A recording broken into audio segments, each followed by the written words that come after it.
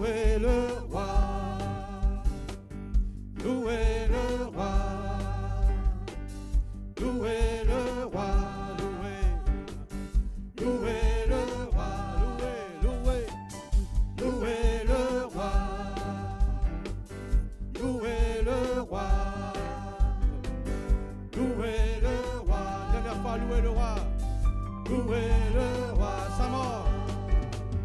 sa mort nous a libérés, il a vaincu la mort et son pouvoir.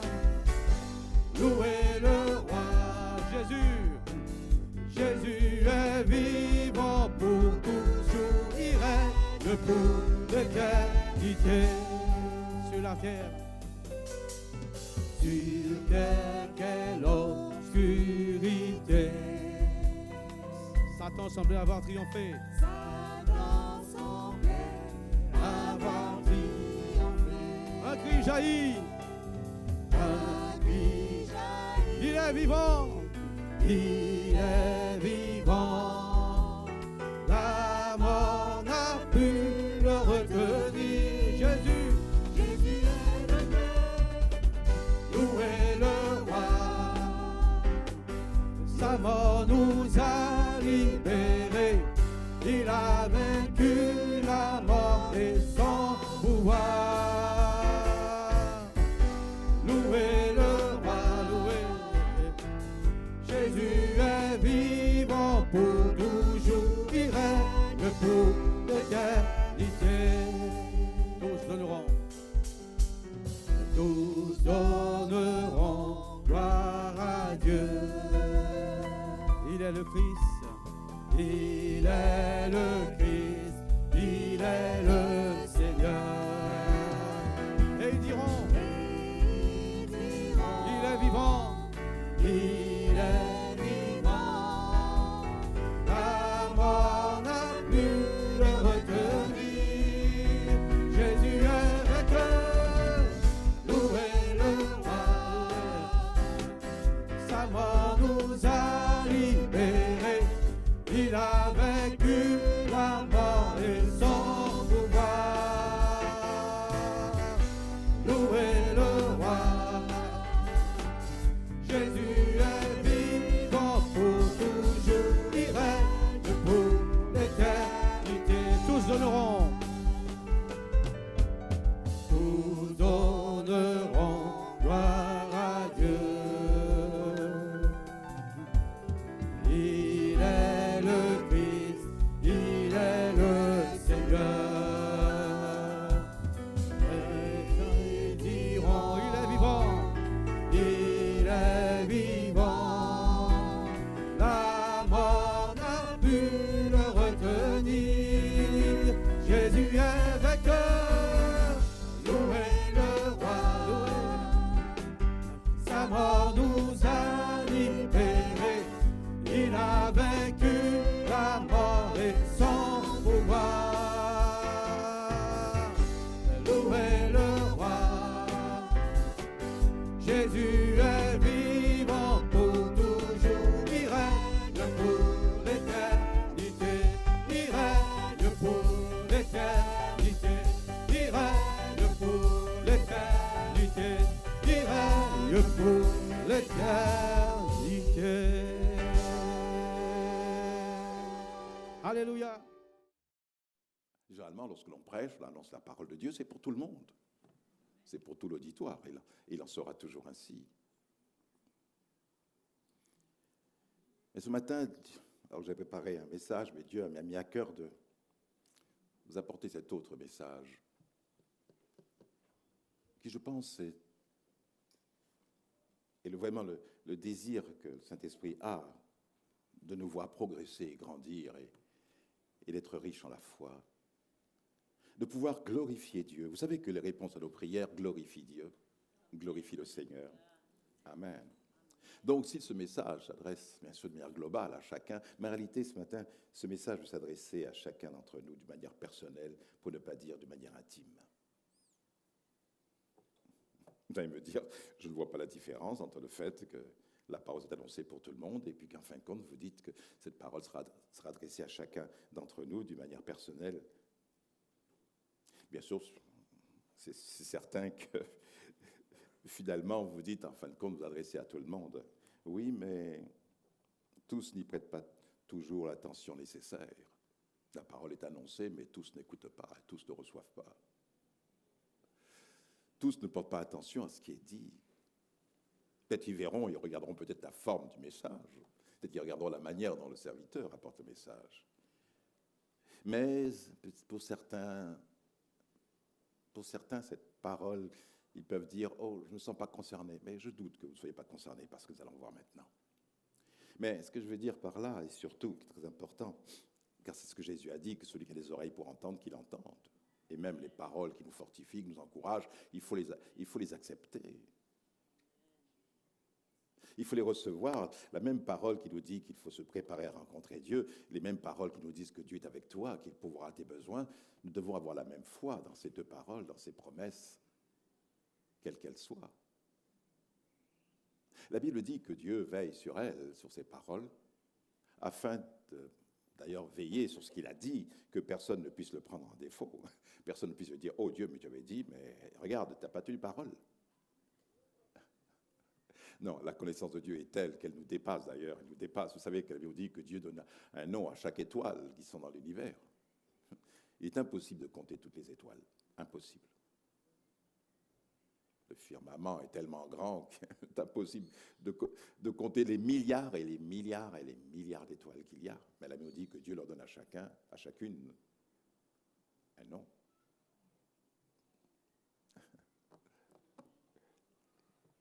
La Bible vous dit même, c'est Jésus qui le dit, que même les cheveux de notre tête sont comptés.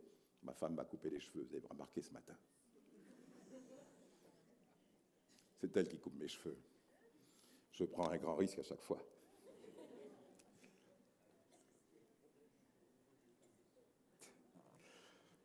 Alors il faut que je prie beaucoup avant. Parce que j'aime me trouver devant vous et je sais une chose, c'est que pendant 1 heure, vous allez me regarder, vous ne regarderez que moi, vous allez me voir, me fixer, m'analyser, haut en bas et tout, et voilà. Enfin, je prie toujours le Seigneur qu'il ne puisse pas me voir moi, mais qu'il puisse te voir à travers moi, c'est ça qui est le plus important. Que votre attention soit attachée sur la parole. Non, tout ça pour montrer que Dieu est tellement grand et puissant qu'il nous connaît parfaitement, il nous connaît parfaitement. Il connaît le nombre de cheveux. Alors, s'il connaît le nombre de cheveux qu'il y a sur ta tête, alors tu penses bien qu'il connaît toutes tes circonstances. Ce matin, cette parole, j'aimerais vous adresser de la part du Seigneur, et quand je dis de la part du Seigneur, c'est pas un langage convenu, mais je crois sincèrement que c'est ce que Dieu veut vous dire, parce que sinon, si c'est une parole d'homme, c'est simplement un enseignement, une prédication, une étude, c'est très bien, c'est la parole de Dieu toujours, c'est vrai. Mais si tu considères que cette parole, elle est divine, c'est-à-dire elle correspond à ton âme, à ton besoin, elle t'est adressée, alors là, à ce moment-là, nous faisons vraiment très attention. Ce que je voudrais vous dire, c'est que, d'abord, je me permets que personne ne se fâche. Que Dieu nous pose une question, il te pose une question ce matin, et personne ne pourra répondre à cette question en dehors de vous. Chacun devra répondre à la question de manière personnelle. Je ne veux pas répondre à ta place. Donc c'est une question dont vous êtes la seule personne à y répondre pour vous-même, puisque ça s'adresse à vous personnellement. C'est une relation entre vous et votre Seigneur. C'est une action personnelle entre vous et Dieu. C'est pour ça que je me permets, avec votre permission, donc, sans vous manquer de respect, et ne pensez pas que je vous manque de respect, chers frères et sœurs, mais je me permets que tout au long de ce message, de m'adresser à vous, à la deuxième personne du singulier, en employant le pronom « tu », afin que cette parole soit encore plus forte pour toi. Le « vous », c'est général, mais le « toi », c'est personnel. Le « tu », c'est personnel. Et je voudrais tout le long de ce message employer ce pronom « tu » ou « toi ». Parce que Dieu s'adresse ce matin à toi seul, non à celui ou à celle qui est à tes côtés. Et je souhaite qu'à la fin de cette rencontre, cette relation avec notre Seigneur dans la communion fraternelle, tu puisses dire, il m'a parlé et je lui ai répondu. Parce que non seulement il pose la question, mais il attend une réponse. Et nous verrons qu'elle n'est pas toujours si évidente que cela.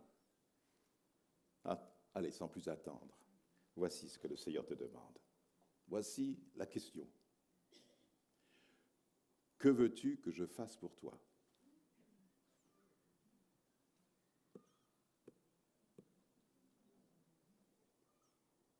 C'est tout simple. Que veux-tu que je fasse pour toi ? Oubliez Jacques Rinaud. Oubliez-moi. Essayez de entendre la voix de Dieu à travers ce faible instrument, mais écoutez la voix du Seigneur qui vous dit « Que veux-tu ce matin que je fasse pour toi ?» Peut-être tu n'as jamais imaginé d'ailleurs qu'une telle question te serait posée. Que Dieu te demande ce matin « Que veux-tu que je fasse pour toi ?» Vous n'avez jamais posé la question, est-ce qu'un jour Dieu pourrait me demander, que veux-tu que je fasse pour toi ? Ça vous est arrivé déjà de vous poser la question, même dans votre culte, ou parlant avec le Seigneur, ou parce que vous avez lu effectivement que Dieu a dit un jour à Salomon, demande-moi ce que tu veux que je fasse pour toi. Et vous posez la question, est-ce qu'un jour Dieu pourrait me poser la question, que veux-tu que je fasse pour toi ? Oh, s'il pouvait le faire, oh, je serais très content. Mais qu'est-ce que je lui dirais ? Quelle réponse lui apporterais-je ? Et quelle réponse tu peux apporter ? Que veux-tu que je fasse pour toi ? Non pas demain et après-demain, mais maintenant même, aujourd'hui même. Qu'attends-tu de moi ? Que veux-tu que je fasse pour toi ? Donc il attend de nous une réponse précise, non évasive.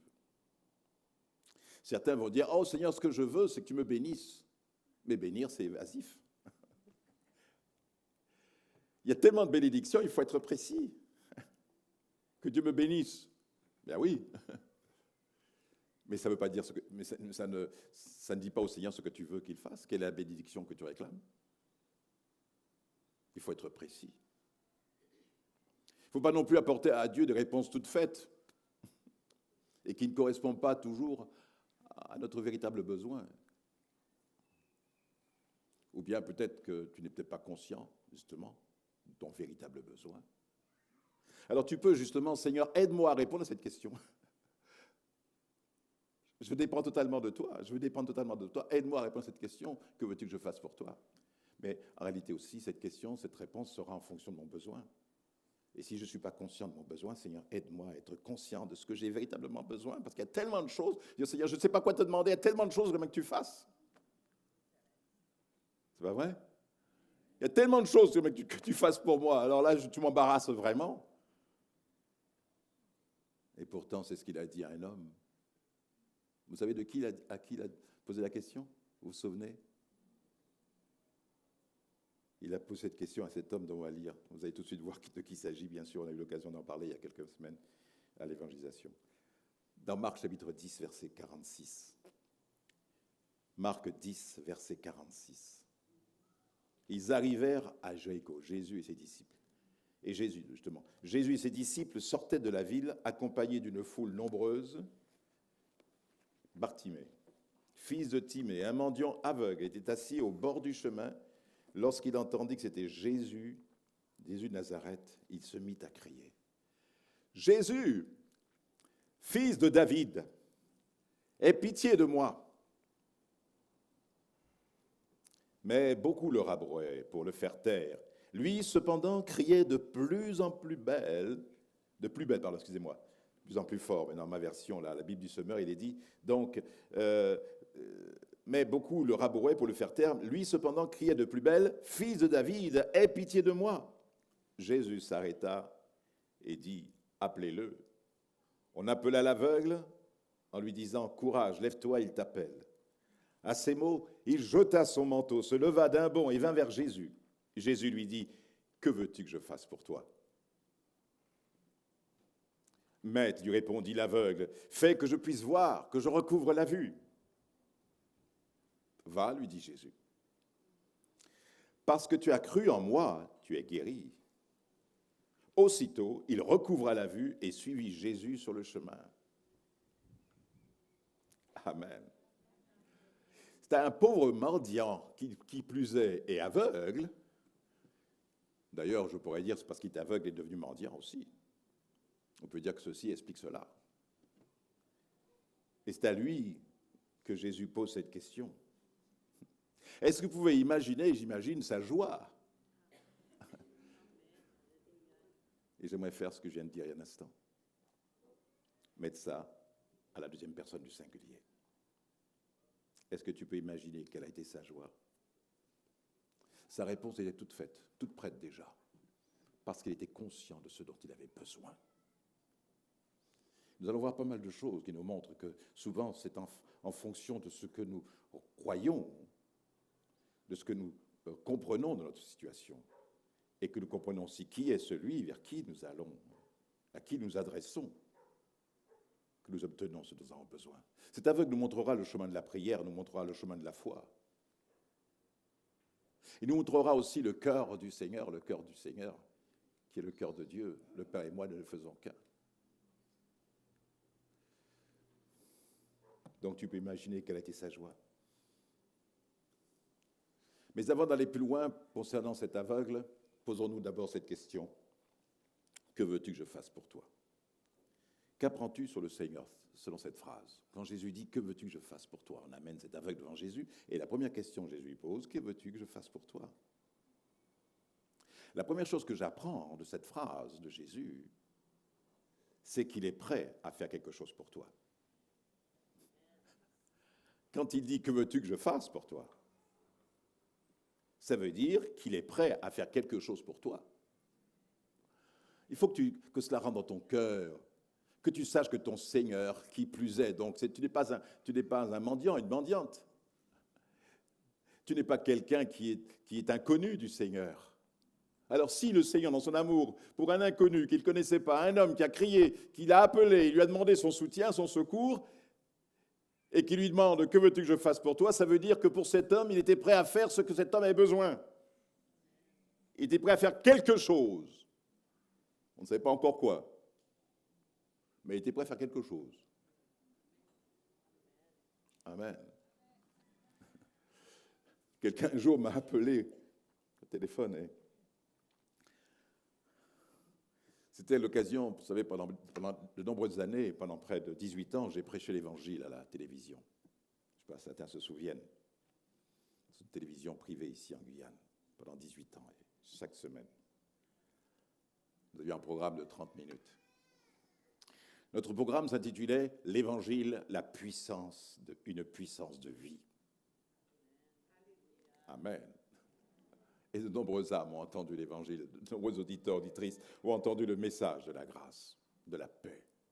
Et un jour, un homme qui vraiment désespéré m'appelle, suite à une des émissions et un message que j'avais apporté ce jour-là. Et en posant la question, il me pose la question, il me dit « Pasteur, j'ai entendu votre message ce matin. Je voudrais vous poser cette question, Pasteur, Dieu peut-il faire quelque chose pour moi ?» Nous pensons toujours que Dieu est prêt à faire quelque chose pour les autres. Mais est-il prêt à le faire pour moi? Bien sûr, je lui ai répondu que Dieu ne fait acception de personne, il ne fait de différence entre personnes. Quiconque cherche, le Seigneur le trouve. Cherchez, vous trouverez. Frappez, l'on vous ouvrira. Demandez, vous recevrez. Il ne fait aucune acception de personne.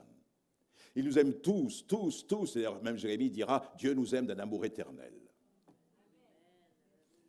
Il a dit même qu'il nous a tellement aimés, qu'il nous a donné Jésus-Christ. Jésus-Christ dit, mon Père vous a tellement aimé que je suis venu en tant que fils, son fils, afin qu'en croyant en moi, vous ayez la vie éternelle, que vous ne périssiez point, mais que vous ayez la vie éternelle. Donc, ce que j'apprends de cette phrase, c'est que Jésus peut faire quelque chose pour toi. Amen. C'est à toi de dire ce dont tu auras besoin, mais part du principe que l'Écriture nous montre, et dont les versets sont nombreux. Il y a un nombre incalculable de versets qui nous poussent à nous attendre au Seigneur, à venir vers lui, à réclamer, à demander. Il nous poussera même à demander. Jusqu'à maintenant, c'est ce qu'il dira aux disciples d'ailleurs. Il leur dira, jusqu'à maintenant, vous n'avez rien demandé. Maintenant, demandez, vous recevrez. Et pourquoi? Jusqu'à maintenant, les disciples n'avaient rien demandé, parce que Jésus était avec eux. Parce que Jésus répondait à tous leurs besoins, à leurs attentes. Jésus les enseignait, mais le jour où Jésus allait partir, maintenant, il devait apprendre à prier. Jusqu'à maintenant, vous n'avez rien demandé. Maintenant, demandez et vous recevrez afin que votre joie soit parfaite. Nous ne sommes pas des inconnus, nous ne sommes pas des étrangers, nous sommes des enfants de Dieu. Nous avons été acquis par le sang précieux de la croix, du sang de Christ. Nous n'avons pas été acquis par l'or ou l'argent. Nous ne sommes pas sauvés grâce à notre or, notre argent ou nos bonnes œuvres, mais simplement par la grâce de Dieu qui nous a donné son Fils Jésus-Christ en mourant sur la croix. La seconde chose que m'apprend cette parole de Jésus, que veux-tu que je fasse pour toi, et qu'il doit t'apprendre aussi, c'est qu'il est prêt à faire ce que tu lui demanderas. Non seulement il est prêt à faire quelque chose pour toi, mais il est prêt à faire quelque chose, il est prêt à faire ce que tu lui demanderas. Parce qu'on ne peut pas poser la question, que veux-tu que je fasse pour toi, et puis qu'en fin de compte, il ne veut pas le faire. Donc s'il me pose la question, c'est parce qu'il peut faire ce que je vais lui demander. Donc, il est prêt à faire ce que tu lui demanderas. Il y a 2 ou 3 ans de cela, c'était un samedi soir, j'ai eu l'occasion de prendre ce témoignage. Et notre voisine, une de nos voisines, m'a appelé mon épouse, appelé à la maison et est tombée sur mon épouse. Elle nous a dit que son mari, bien sûr que nous connaissions très très bien, son mari était à l'hôpital depuis quelques jours, quelques semaines, et qu'il était mourant. Il se mourait. Et les médecins ils ont appelé la famille en disant « Venez, parce que certainement ce sera sa dernière nuit ». Alors cette voisine nous a dit « Mais est-ce que ton mari, en parlant de moi, pourrait venir et prier pour mon mari ?» Parce qu'il est à la fin maintenant. Et les médecins ont dit « C'est terminé. Il est semi-comateux. » Donc vers 21h, nous sommes allés à l'hôpital. Et quand nous sommes arrivés dans la chambre, dans le couloir, il y avait déjà la famille qui était là, bien triste. Et nous sommes rentrés dans la chambre. Et j'ai vu cet homme qui était allongé, et ses reins ne fonctionnaient plus, il faisait de la rétention d'eau, et tout était gonflé, il était semi-comateux. Et c'est vrai que rien qu'à le regarder, il était sur la fin. Et tout le monde attendait qu'il donne son dernier souffle, qu'il expire.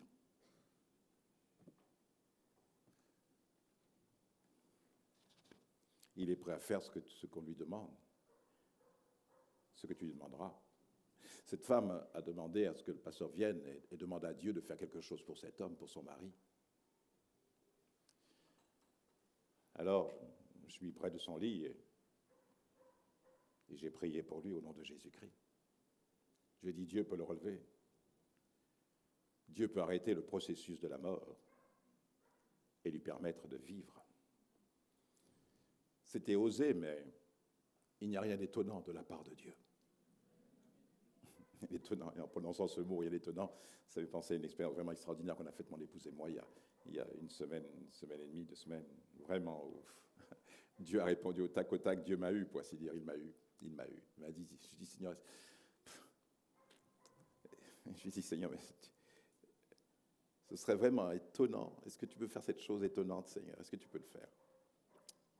Tous les éléments montraient que ce n'était pas possible. Mais je lui ai dit, Seigneur, j'aimerais que tu m'étonnes. J'aimerais que tu m'étonnes, Seigneur.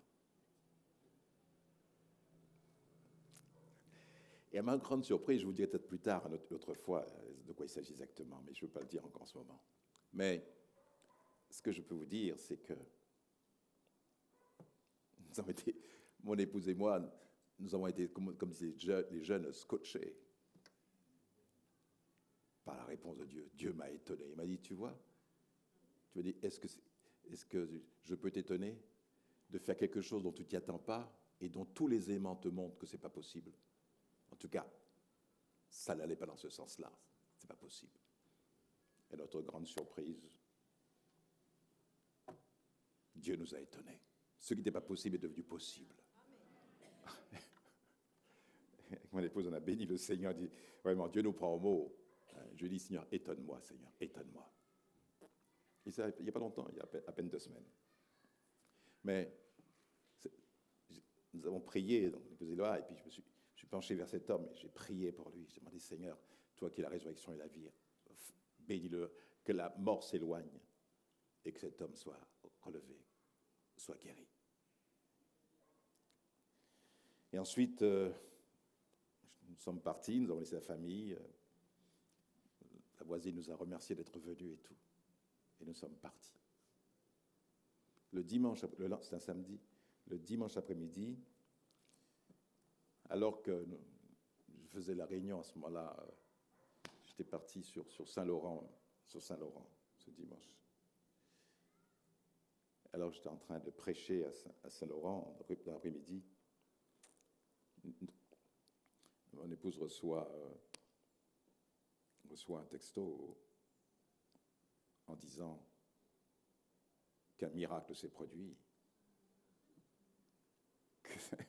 que cet homme, comme son mari, avait repris vie et qu'il parlait, qu'il était même assis sur son lit et qu'il a demandé à me voir. Alléluia.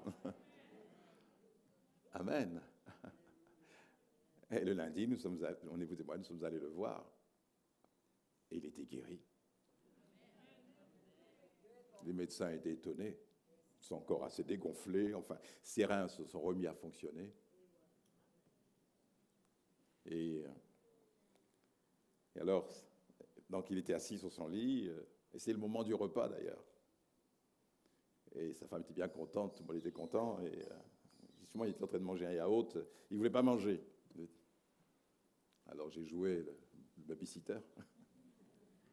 Et puis j'ai dit, écoute, allez, Dieu ne t'a pas sauvé, Dieu ne t'a pas guéri pour que tu sois affamé, tu puisses mourir affamé maintenant, là. Donc, enfin, je ne vais pas dire mourir affamé, mais je veux dire... Alors, je lui ai dit, écoute, allez, je vais te donner à manger, d'accord? Tu vas manger maintenant. Dieu a fait sa part, il faut que tu fasses la tienne maintenant. Il faut que tu te fortifies, il faut que tu manges. Allez. Et il ne voulait pas manger. Alors, j'ai pris la cuillère et puis il a dit, allez, ouvre ta bouche. Il a ouvert la bouche. Et puis il a mangé tout son yaourt, il a mangé son repas et tout. Il était tellement content. Tellement content. Je crois 3 ou 4 jours après, ou peut-être une semaine après, il est sorti de l'hôpital. Ils étaient tellement contents, ils ont été faire une croisière, je ne sais pas où, là, en Amérique du Sud, enfin, en Amérique centrale. Gloire à Dieu. Alléluia. J'étais le voir après, j'étais les voir tous les deux. Je lui ai dit, maintenant Dieu t'a guéri, mais ce n'est pas pour que tu retournes dans ton péché. Il faut que tu donnes ta vie à Christ. Il faut te repentir et donner ta vie à Christ.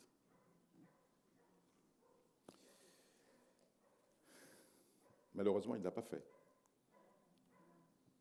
Il est sorti de loin. Il ne l'a pas fait. À peine un an après, ça je l'ai appris plus tard, mais j'ai appris quand, un an après, il est tombé malade. On l'a amené à l'hôpital et il est mort. Voyez-vous, il faut réfléchir. Il faut, quand Dieu nous donne quelque chose, il peut le faire. Donc, il est prêt à faire ce que tu demanderas. Il était prêt à faire ce que cette femme a demandé. Que veux-tu que je fasse pour toi? La troisième chose que se présente ce texte, non seulement il est prêt à faire quelque chose pour toi, non seulement il est prêt à faire ce que tu lui demanderas, mais il est capable de faire ce que tu vas lui demander. Ben oui, il est capable de le faire. D'ailleurs, deux aveugles est-il dit dans Marc 9, 27, il est dit, Marc 9, 27, « Étant parti de là, Jésus fut suivi par 2 aveugles qui criaient « Aie pitié de nous, fils de David !» Et lorsqu'il fut arrivé à la maison, les aveugles s'approchèrent de lui et Jésus leur dit. Il leur posa une question aussi. Jésus aime poser des questions parce qu'il veut voir vraiment au fond de notre cœur quelles sont nos dispositions de cœur, quelle est vraiment notre confiance en lui, notre foi, jusqu'où elle va. Est-ce qu'elle est très limitée? Est-ce que vraiment nous sommes prêts à croire ce que nous demandons? Est-ce que nous croyons qu'il est capable de faire ce que nous demandons? Amen. Je crois que Dieu est capable de faire toutes choses.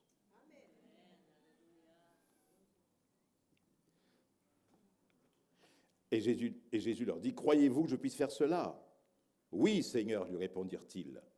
Alors, et seulement alors, il leur toucha les yeux en disant, qu'il vous soit fait selon votre foi. Qu'il vous soit fait selon ce que vous croyez de moi.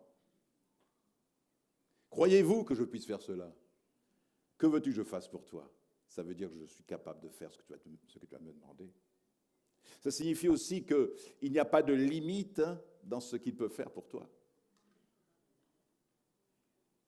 Il n'y a pas de limite. Oh, Dieu est puissant et glorieux. Il est dit ceci, d'ailleurs, comme le dit l'un de nos chants, je pensais le chanter, mais enfin, on ne chantera pas, mais ce chant, nous le connaissons, Dieu est sans limite. Tout est possible. Dieu est le Dieu de l'impossible. Est-ce que vraiment nous montrons au monde, nous montrons d'abord à notre propre famille, à ceux qui nous entourent, est-ce que nous montrons la valeur et la puissance de notre foi et l'efficacité de notre foi? C'est dans nos circonstances, dans nos épreuves, que c'est là que nous manifestons véritablement notre véritable piété, notre amour pour Dieu et notre foi en lui. Nous ne sommes pas de ceux qui, dans l'épreuve, bien que c'est normal, je ne critique pas, car c'est Dieu qui a créé les larmes, mais il y a larmes et larmes, il y a les larmes aussi dues à la souffrance, il y a les larmes du désespoir. Mais le chrétien ne verse pas des larmes de désespoir, il va verser les larmes de souffrance, de douleur, mais pas de désespoir. Et certains, justement,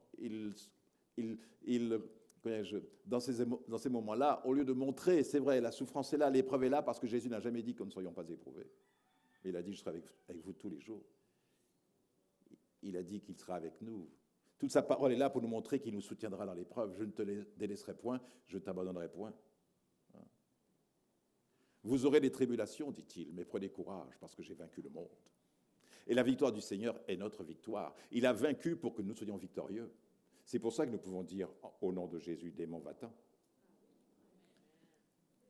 Parce que Jésus a vaincu Satan, dans Colossiens 2,15, il est écrit qu'en mourant sur la croix, la Bible dit ceci, c'est que Jésus a livré en spectacle les dominations, les autorités, et il a triomphé d'elles par la puissance de la croix. Et quand il a dit « tout est accompli », c'est là que l'ennemi est tombé du ciel comme un éclair.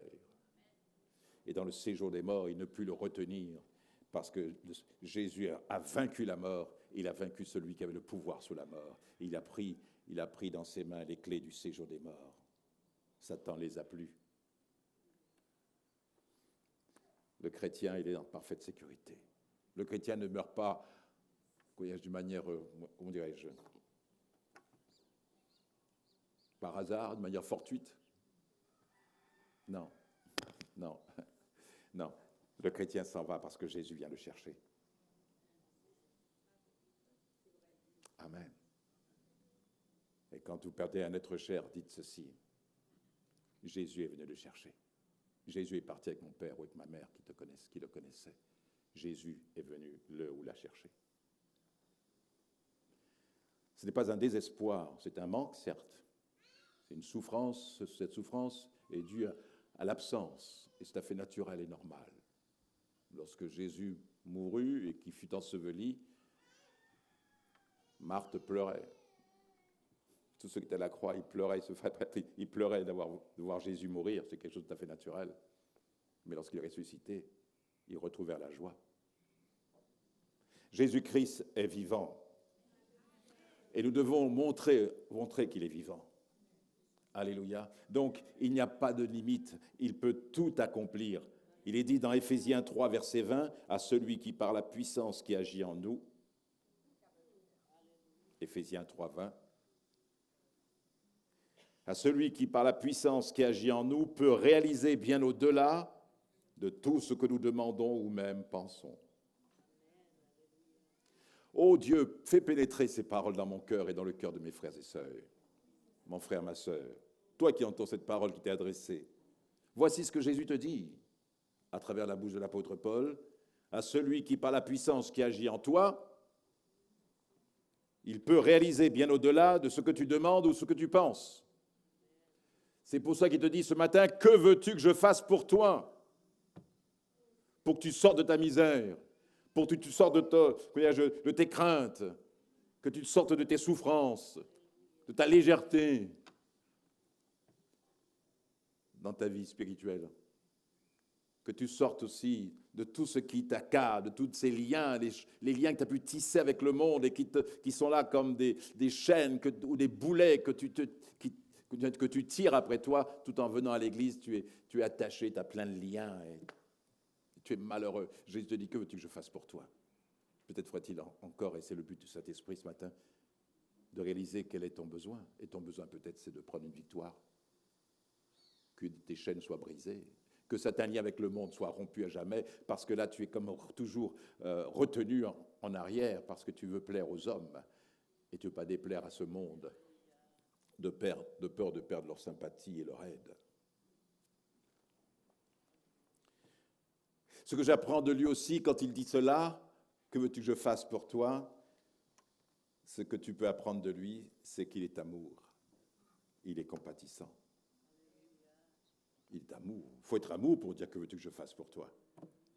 Ça veut dire je ne considère pas, je ne veux pas regarder à ce que tu es, même à tes fautes, ou à tes erreurs, ou à tes manquements. Parce que justement, le fait que je te dise que je peux tout faire pour toi montre que je suis prêt même à t'aider dans ce domaine.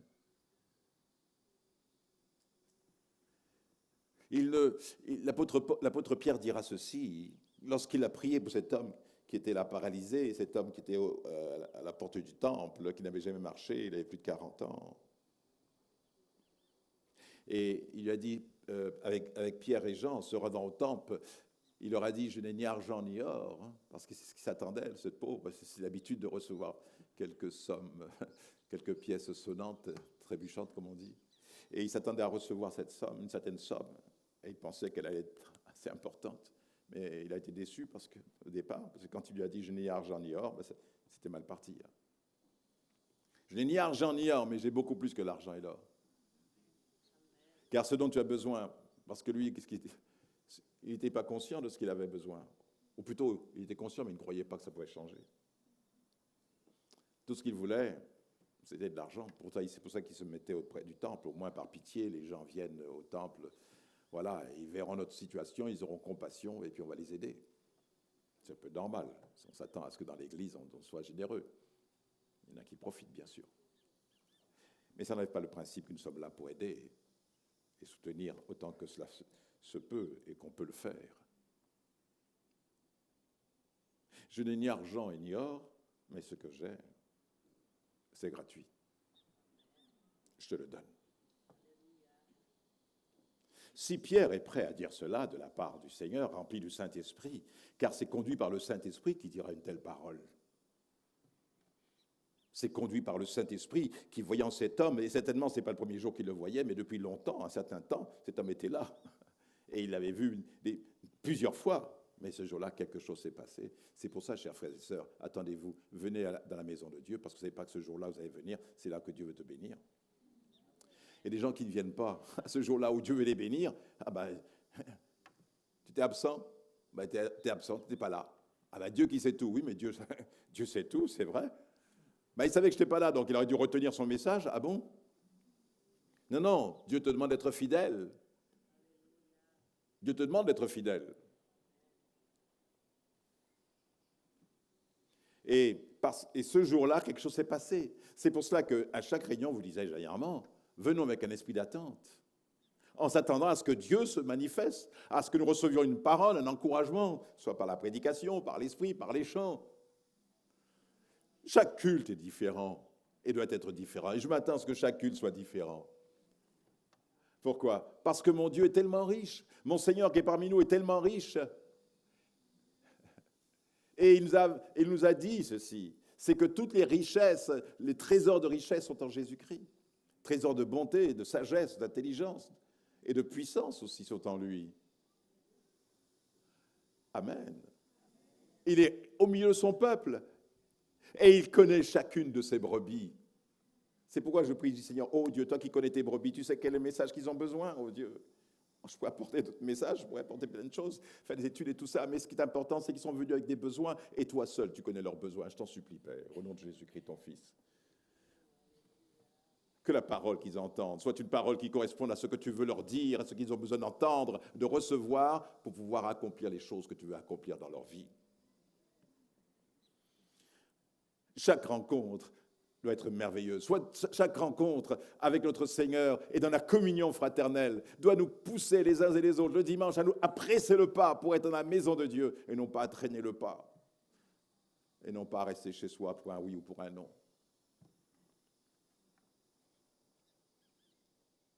C'est vrai, j'imagine, des fois je me pose la question, c'est vrai que le Saint-Esprit peut nous faire ressentir ce que Dieu ressent. D'une certaine manière, c'est vrai. Et parfois, certainement, Dieu va être bien triste. Mais combien il est patient, bien triste de voir ces enfants qui ne sont pas là quand il aimerait les visiter. Certains ne seront pas là ce matin pour entendre ce que vous entendez. Vous allez me dire, oh, ils pourront regarder la télévision, ils pourront regarder ceci.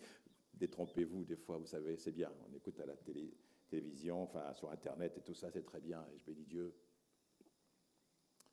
Et beaucoup sont bénis. Mais ceux qui peuvent venir, qui ne viennent pas et qui sont installés devant leur écran pour aller sur Internet, sur YouTube et tout ça, et qui pourraient rester dans la communion fraternelle, ils ne ressentent pas les mêmes choses. Parce qu'il y a quelque chose qui n'apparaît pas ou qui ne transmet pas par les ondes. C'est la présence de Dieu.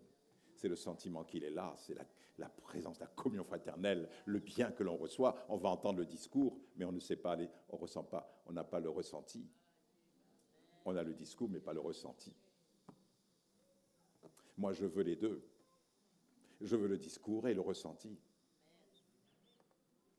C'est pour ça que des fois, je suis triste, même pour le Seigneur, je suis triste. Seigneur, tu as tellement fait pour nous, et nous sommes tellement légers, superficiels, Seigneur. Comme si, en fin de compte, c'est comme si on rend service à Dieu en venant à l'église. C'est vrai. Hein? On rend service au Seigneur en venant au temple. Mais mon ami, c'est pas si tu viens au temple, si tu viens dans la maison de Dieu, c'est pour l'adorer, c'est pas pour lui rendre service. C'est pas pour dire tu lui rends service parce que tu es là. Non. Je viens auprès de mon Seigneur pour l'adorer. Alléluia. Mais si je ne viens pas, qui est le perdant dans tout ça? C'est Dieu. Qui est le perdant? C'est ceux qui ne sont pas là ce matin.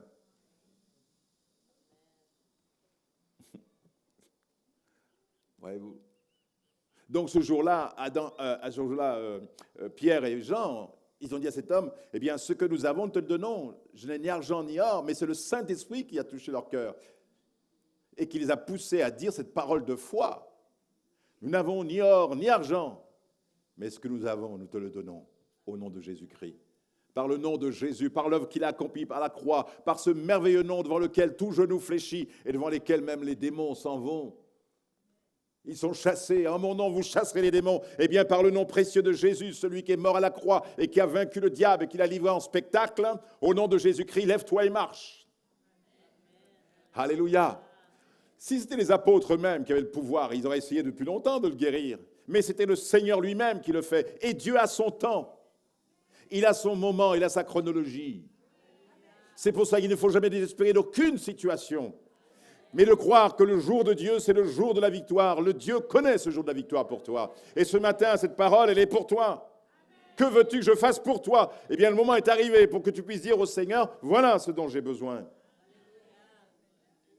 Mais comment Bartimée a obtenu ce qu'il a demandé? Est-ce que tout simplement parce qu'il était aveugle qu'il a été guéri? Certes, ça c'était son besoin. Mais il y a eu tout un cheminement, il y a eu tout un parcours nécessaire et indispensable. Et c'est le même parcours que nous devons nous-mêmes, nous aussi, emprunter.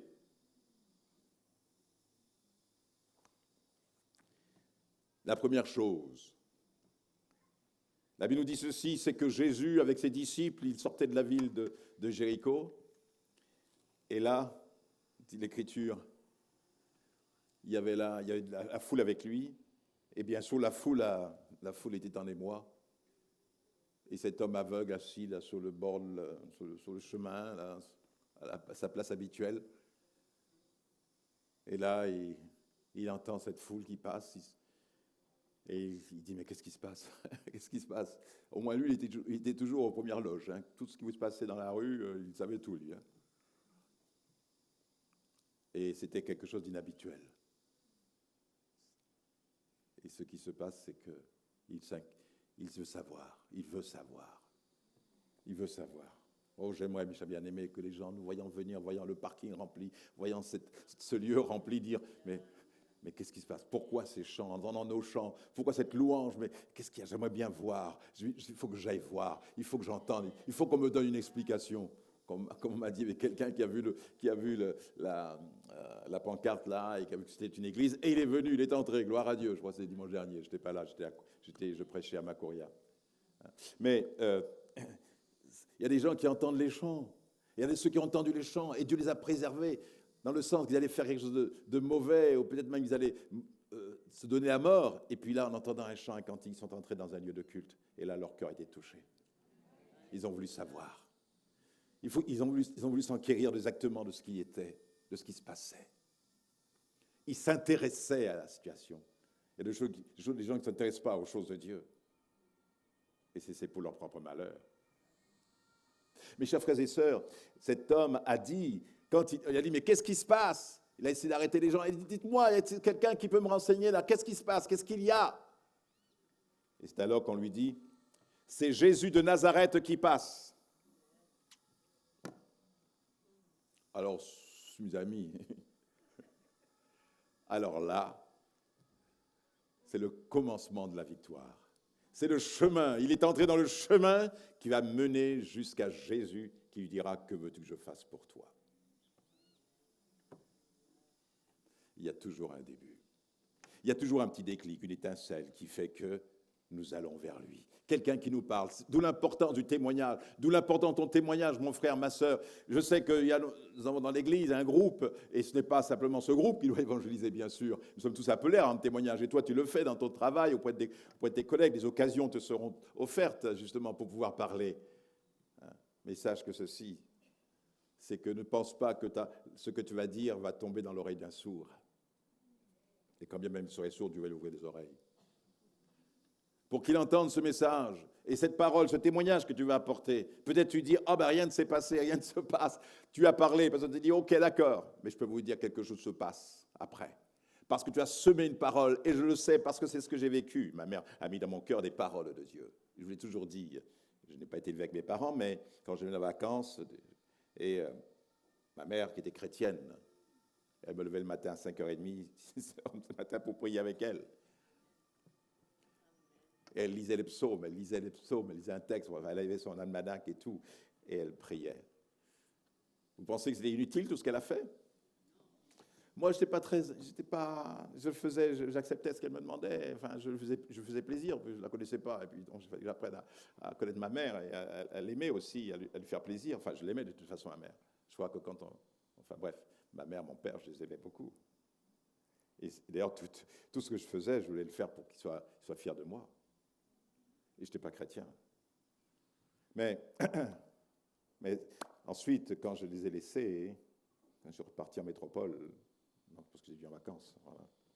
Mais dans la détresse, au moment où j'étais dans un profond désarroi, dans une profonde dépression, les paroles de ma mère, et que j'envisageais le suicide, les paroles de ma mère me sont revenues. En tout cas, les versets qu'elle m'avait lus sont revenus à la surface. Et ils étaient là dans un coin de mon esprit, quelque part. Je ne m'en occupais pas parce que je vaquais à tellement de choses. Mais il y a un moment. Mais lorsque je fus dans la détresse, elles revinrent à ce moment-là. Le Seigneur ressuscita ces paroles dans mon cœur et dans mon esprit. Et ce sont elles qui m'ont gardé et qui m'ont poussé à prier, parce que quand j'ai réalisé ce que j'allais faire et que tout de suite les paroles que ma mère m'avait dites m'ont profondément touché, alors je me suis servi de ces paroles pour prier. J'étais tout seul dans ma chambre d'étudiant et là j'étais en train de prier. Je dis, oh Dieu, aide-moi. Seigneur, toi qui es mon berger, toi qui es ma forteresse, toi qui es un abri sûr pour moi. J'ai dit, Seigneur, je t'en supplie, ne m'envoie pas en enfer. Je ne suis pas digne, je suis impur, je ne suis pas digne d'entrer dans ton ciel, mais tout ce que je te demande, c'est que je sois assis sur tes marchepieds, sur ton marchepied. laisse-moi après de ton marchepied, tout simplement. Je ne demande pas de rentrer, mais au moins je sois là dans ton marchepied. Ce sont des paroles que j'ai dites, je ne me rendais même pas compte de ce que je disais, mais j'étais conscient. Je dis, oh Dieu, j'ai péché contre toi, mais je ne sais pas, je ne veux pas mourir, je ne veux pas aller en enfer, parce que quand j'avais dit j'allais mourir, j'allais me tuer, tout à coup la pensée de la mort et de l'enfer m'est venue, plutôt de l'enfer. Je dis, mais si je meurs, je vais en enfer, et si je vis, c'est l'enfer. Vous vous rendez compte dans quel dilemme je me trouvais? Mais Jésus-Christ, mais ma mère était une femme de prière, elle a prié pour ses enfants, elle priait pour moi, le seul enfant qu'elle n'a pas élevé, et elle priait pour moi. Et Dieu a entendu ses prières, alors qu'elle aurait voulu que l'un de ses autres fils, ma mère a eu 14 enfants, mais, puis quelques-uns sont morts bien sûr, mais elle voulait que parmi l'un de ses enfants, ses garçons, qu'il y ait un qui devienne un serviteur de Dieu, un pasteur. Mais jamais elle pensait que ce garçon qu'elle ne connaissait pas, ou très peu, que Dieu était en train de travailler dans sa vie et que Dieu allait répondre à sa prière des années plus tard. C'est pour cela qu'il faut toujours être présent à la réunion, il faut être toujours présent dans ces moments de rencontre, parce que tu ne sais pas ce qu'un jour peut t'enfanter, mais ce que nous savons, c'est que nous savons que Dieu bénira toujours le chrétien qui le cherche et qui se rassemble. C'est Jésus Nazareth qui passe. Alors, bien sûr, qu'est-ce qui s'est passé? Eh bien, pour pouvoir aller vers Jésus, il faut connaître qui est Jésus. Et quand on lui a dit Jésus de Nazareth, alors il a explosé de joie. Il a commencé à crier. Il a vu quelque chose d'important. Il a dit, mais c'est une occasion. Il a vu l'occasion qui était offerte, une occasion unique. Une occasion, il ne fallait pas passer, il ne fallait pas louper cette occasion. Il y a de ceux qui loupent cette occasion. Il laisse passer Jésus. Il ne l'agrippe pas. Il ne le touche pas. Il laisse passer. Pourquoi? Parce que leur esprit est ailleurs. Parce qu'ils veulent faire autre chose. On dit, ce n'est pas encore le moment de le rencontrer. J'ai encore le temps. Mais tu n'as pas le temps, mon ami. Quand Jésus vient frapper à la porte de ton cœur, c'est le moment et c'est le temps. C'est le temps, parce que Dieu sait une chose. Je ne dis pas que tu vas mourir demain, mais Dieu sait une chose, c'est que quand il vient, il frappe, il vient. Et à un moment donné, si tu n'ouvres pas la porte, eh bien, il va ailleurs. Parce qu'il te laisse libre. Tu as la liberté de pouvoir dire oui ou non. Tu es libre de tes choix. Tu es libre des décisions que tu prends. Et en tant que chrétien, tu es libre. Ce n'est pas la faute du pasteur, c'était un problème. Tu es libre des décisions que tu prends. Ma responsabilité, c'est de vous enseigner, de vous instruire, de vous diriger, de vous consoler, de vous encourager, de vous fortifier. Et qu'ensemble, nous marchions. Et vous priez pour moi et je prie pour vous. Nous sommes en communion les uns avec les autres. Nous formons la famille de Dieu. Et je suis très fier, je suis très content de faire partie de la famille de Dieu, de faire partie de votre famille, qui est notre famille à tous, la famille de Dieu. Et comment ils connaissaient Jésus? Vous vous rappelez la Samaritaine? Jésus a dit à cette Samaritaine, donne-moi à boire. Elle a dit, non mais comment toi qui es juif, tu me demandes à boire? Et qu'est-ce que Jésus lui dit? Si tu connaissais. C'est dans Jean 4,10. Si tu connaissais le don de Dieu, et qui est celui qui te dit, que veux-tu que je fasse pour toi? Qui te dit, donne-moi à boire. Tu lui aurais toi-même demandé à boire, et il t'aurait donné de l'eau vive. Plus que ce que tu demandais. Plus que l'eau plate du puits qu'il fallait certainement faire bouillir. Mais une eau vive. Une eau vive. Une eau où il n'y a pas d'impureté. Une eau qui sort du trône de Dieu. C'est une eau vive. Une eau vivifiante, pure, et qui désaltère totalement tous nos organes, tout notre corps, mais bien sûr notre âme, et qui répond aux attentes les plus profondes, parfois les plus surprenantes de l'âme. Il comble les cœurs.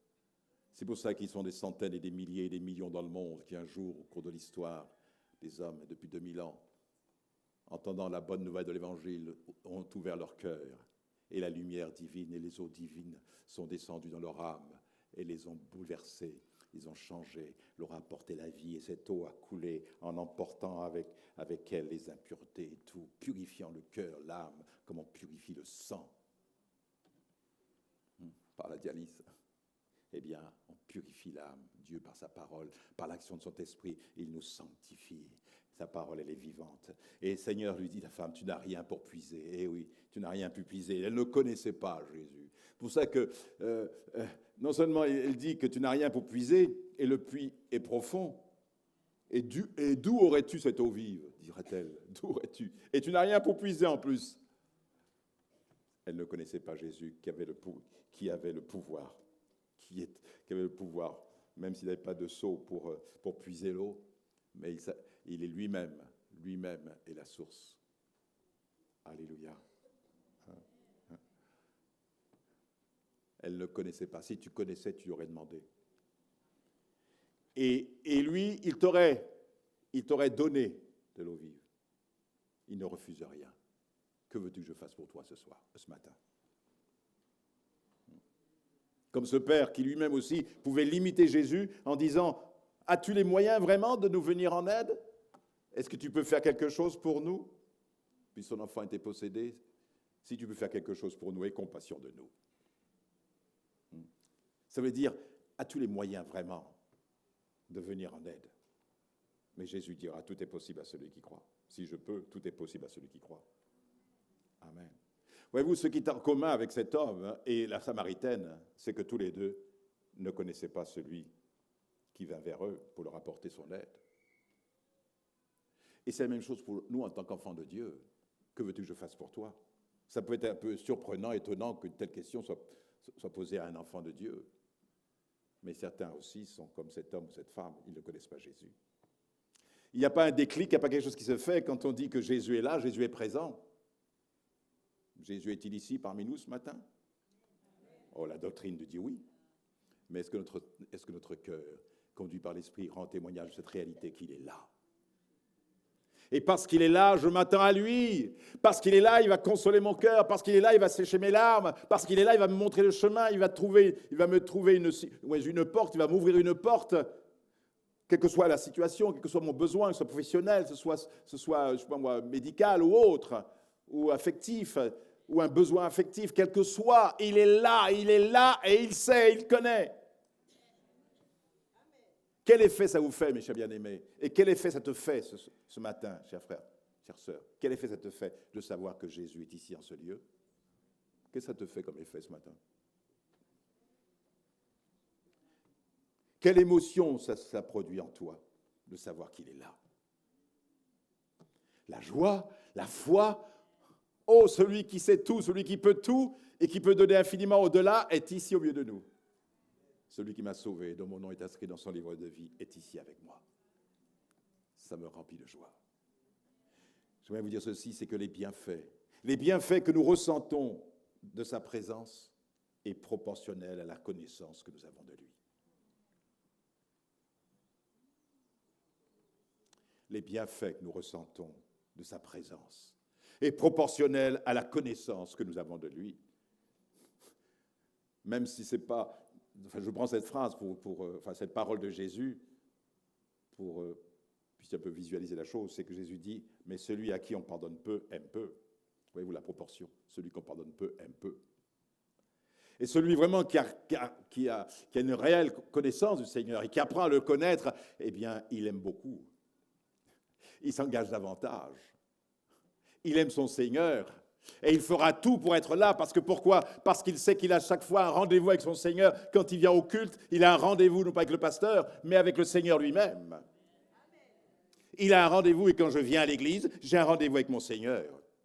Je viens pour l'adorer, je viens pour le glorifier, et je le fais dans la présence, dans la compagnie de mes bien-aimés frères et sœurs. Nous formons la famille de Dieu, et j'aime la présence de Dieu, j'aime la famille de Dieu, et le chrétien, et quand je dis j'aime, parce que c'est le langage du chrétien. Oui, les bienfaits que tu ressens, que nous ressentons de sa présence, est proportionnel à la connaissance de lui. Et plus je sais, je le connais, et plus sa présence en moi créera une forte émotion. Ce que tu apprends de Christ va te rendre sage et confiant. La foi vient, je dis à plusieurs reprises, je l'ai dit, mais la foi vient de la connaissance. Elle est basée sur ce que tu apprends de la parole de Christ. C'est pour ça que cet homme, quand il a dit Jésus, qu'est-ce qu'il dit? Il dit Jésus de Nazareth, fils de Dieu, Jésus de Nazareth, aie pitié de moi, fils de David. Jésus de Nazareth, fils de David, aie pitié de moi. savez qu'est-ce qu'il dit? La Bible dit ceci, c'est que le message que l'on entend, ce message vient, donc la foi naît du message que l'on entend, et ce message vient de la parole de Christ. Dans Romains 10, 17, c'est la Bible du semeur. Si Bartimée n'avait pas entendu parler de Jésus, il n'aurait jamais crié.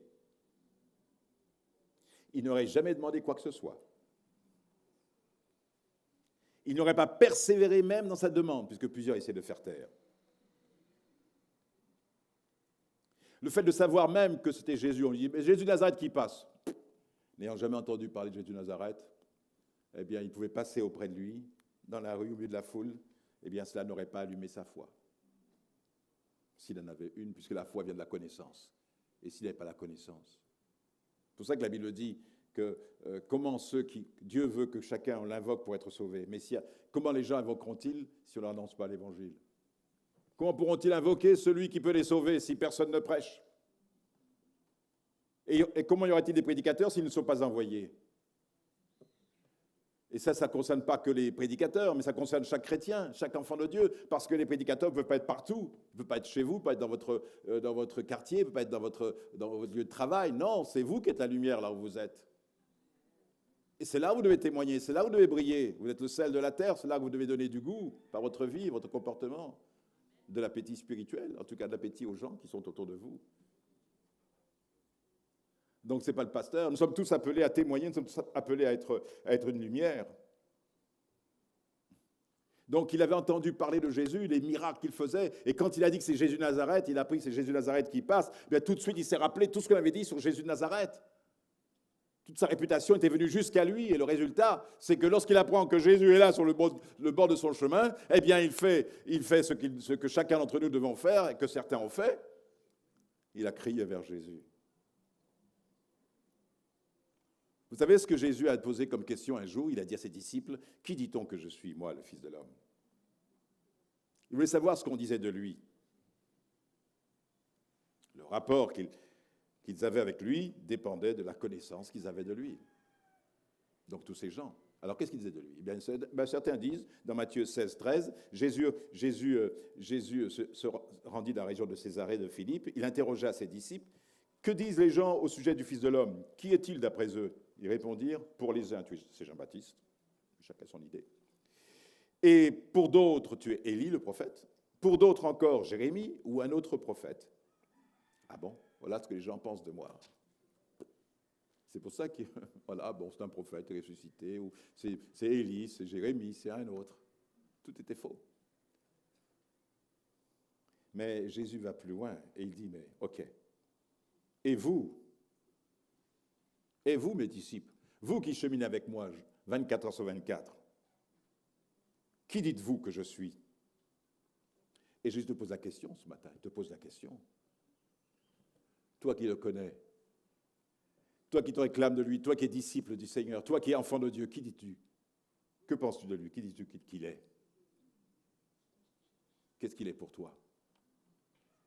Qui dites-vous que je suis? Et Simon-Pierre lui répondit, tu es le Messie, le Fils du Dieu vivant. Jésus lui dit alors, tu es heureux Simon, fils de Jonas, car ce n'est pas de toi-même que tu as trouvé cela, c'est mon Père céleste qui te l'a révélé. Amen. Vous savez ce qu'a dit Bartimée? Quelle était la foi de Bartimée? Quelle est la connaissance qu'il avait de Jésus? Nous l'avons dans sa prière, dans son cri. Jésus, fils de David, aie pitié de moi. Il reconnaissait que cet homme, Jésus, était le descendant de David, celui par qui arrivait le Messie. Il était le Messie promis. Il savait que le Messie promis descendait de David. C'est pour ça qu'il dit, Jésus, fils de David, aie pitié de moi. Il s'est distingué dans cet homme le fils de David, le Messie promis à Israël. Celui qui peut rendre la vue aux aveugles, tel que l'annonçaient les prophéties faites au sujet du Messie. L'Esprit du Seigneur est sur moi, parce qu'il m'a envoyé pour guérir ceux qui ont le cœur brisé, pour proclamer aux captifs la délivrance et aux aveugles le recouvrement de la vue. Cette parole s'est accomplie, dira Jésus. Si tu veux qu'il fasse quelque chose pour toi, il faut que tu le regardes comme le Messie promis, le Fils de Dieu. Amen.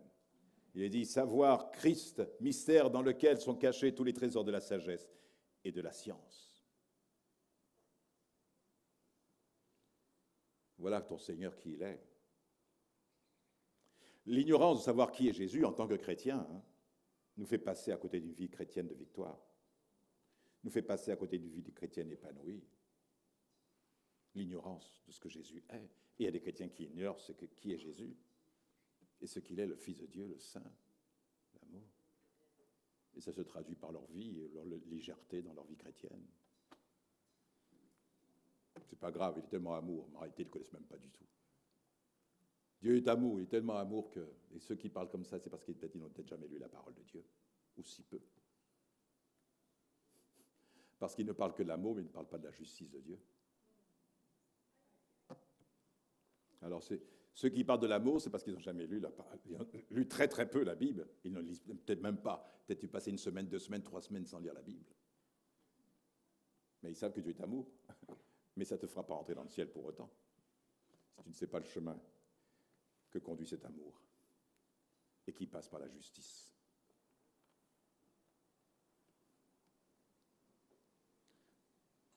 Oh, que Dieu soit béni. Voilà, il faut que je termine. C'est pas mal de choses que le Seigneur pourrait nous dire, mais la seconde chose, c'est la foi. Non seulement il savait qui était Jésus, mais le chemin qui va l'amener jusqu'à Jésus, c'est la foi. Bartimée te montre comment Jésus peut faire quelque chose pour toi. Et c'est par la foi. Le fait de savoir qui il est l'amène à prier et à crier même. Le fait de savoir qui était cet homme l'a amené à aller vers lui, à crier, à lui demander son intervention. Il a fait cette prière dont l'apôtre Jacques l'appelle la prière, celle qui a une grande efficacité. Il a fait cette prière, celle qui a une grande efficacité, qui atteint son objectif, qui atteint son but. Parce qu'il sait à qui il s'adresse. Il sait qui elle est. Quand tu viens à la maison de Dieu, sache que Dieu est saint. Quand tu prononces le nom du Seigneur, sache qu'il est saint. Il n'est pas ton copain, il est Dieu. Il est Seigneur. Il mérite le respect et l'honneur. Et si tu dis, tu viens au culte, tu n'ouvres même pas ta bouche pour le remercier, pour l'adorer. Tu veux bien, nos enfants, on est bien qu'ils nous disent merci. Merci papa, merci maman pour ce que tu as fait, merci pour ce vêtement, merci pour cette nourriture, merci pour ceci. Nous attendons de la reconnaissance de la part de nos enfants. Dieu s'attend de la reconnaissance de la part de ses enfants. Mais certains ne lui donnent même pas ça, ils ne donnent même pas de la reconnaissance.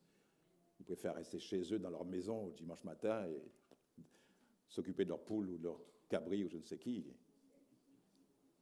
ou je ne sais quoi. Ils savent qu'ils ont le temps, ils pourront le faire après. Mais non, ils n'ont pas envie de venir pour donner à Dieu la reconnaissance comme si leur vie, en fin de compte, leur appartient. Mais il suffit qu'à un moment donné, il faut que tu saches ceci, c'est que ton souffle est entre les mains de Dieu. Et la Bible nous dit, nous appartenons plus à nous-mêmes, mais nous appartenons au Seigneur. Voyez-vous? Et cet homme, donc, ce qu'il avait, c'est qu'il avait la foi. Et la foi, disais-je, cette foi qui l'a poussé à prier, la prière efficace.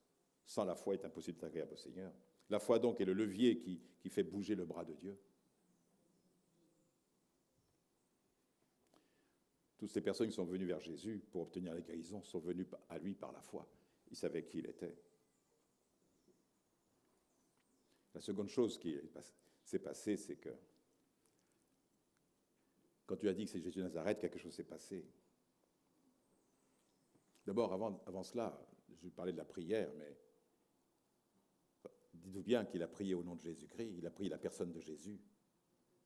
Jésus de Nazareth, Jésus, fils de David, aie pitié de moi. Il a invoqué le nom de Jésus. Et c'est la même chose pour toi.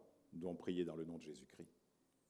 Et prier dans le nom de Jésus-Christ, c'est prier en réalisant l'œuvre qu'il a accomplie pour nous sur la croix. Nous comptons sur son œuvre. Nous basons non pas sur nos mérites, mais sur ses mérites à lui. Nous demandons au nom de Jésus-Christ parce que c'est lui qui est mort sur la croix et c'est lui qui a vaincu les démons. Les démons ne connaissent qu'un seul nom, une seule autorité, celle de Dieu, et celle que Dieu a donnée à ses enfants par son esprit. Amen. Alors je termine en disant, qu'est-ce qu'il a fait? Bien, du moins il a montré sa foi. Qu'est-ce qu'il a fait? Lorsqu'on lui dit, Jésus a entendu sa voix, Jésus a entendu quelqu'un qui l'appelait, Fils de David, aie pitié de moi. fils de David, aie pitié de moi. Quand il a entendu ça, Jésus s'est arrêté. Et pourtant, il y a beaucoup de gens qui criaient. Beaucoup de gens criaient, parlaient, tout ça.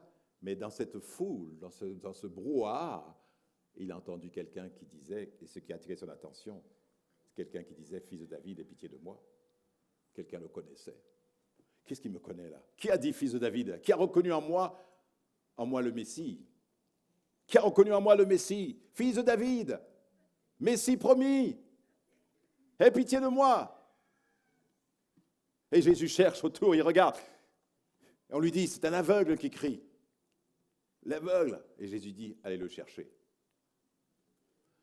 Jésus accepte ceux qui le connaissent, même ceux qui ne le connaissent pas, bien sûr, si nous venons vers lui pour le connaître. Mais je parle à des enfants de Dieu. Le Seigneur écoute la voix de ses enfants, la voix de ses disciples, la voix de ceux qu'il a sauvés. Amen. Appelez-le, il l'appelle, et ils lui disent prends courage, prends courage, prends courage. Et ce matin, Dieu veut te dire, prends courage, il t'appelle, prends courage, il t'appelle. Et cette prédication est là comme un appel divin pour toi. Il t'appelle, viens vers lui, afin qu'il fasse quelque chose pour toi. Lève-toi, il t'appelle. Prends courage, lève-toi, il t'appelle. Eh bien, quand Dieu nous appelle, eh bien, il faut prendre une décision. Il faut quitter sa misère, il faut quitter sa lassitude, il faut quitter son laisser-aller, sa faiblesse, ses excuses, ses prétextes pour être dans la maison de Dieu, pour ne pas travailler. Laisse tout ça, lève-toi, il t'appelle. Il veut répondre à ton cœur, il veut répondre à tes besoins.